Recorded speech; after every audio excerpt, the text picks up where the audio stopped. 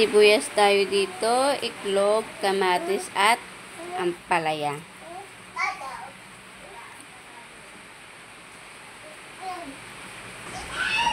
Yan, hihibain na natin yung sibuyas at kamatis.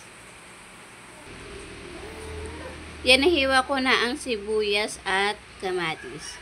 Kaya magbabati naman tayo ng itlog.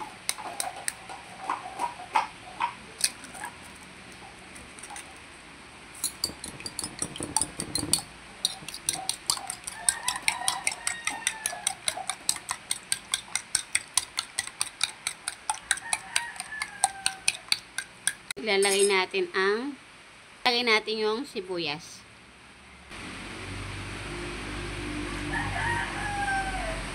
At ilalagay natin yung kamatis. Then lalagyan natin siya ng konting asin. At lalagyan din natin siya ng paminta. Then imimix natin.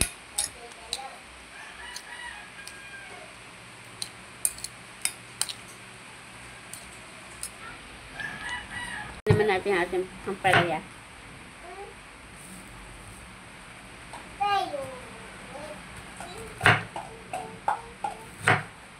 Yan, tapos na natin hiwain yung ampalaya. Then tatanggalin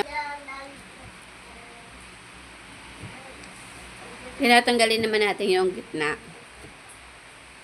So, tapos na natin tanggalin yung laman sa loob. Ngayon naman ay hugasan natin. Hugasan na natin ang ating ampalaya. Ngayon ay pipirito naman natin. Lalagyan na natin ng mantika. Lalagyan na natin ang ating ampalaya.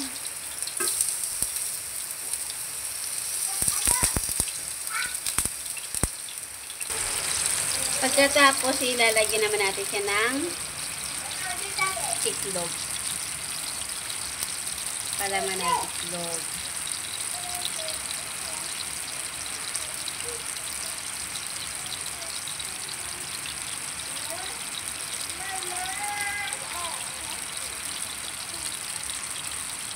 Yan o guys, sa buo na.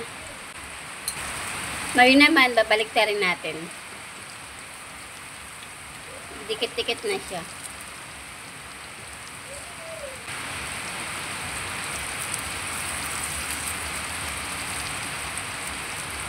Bango.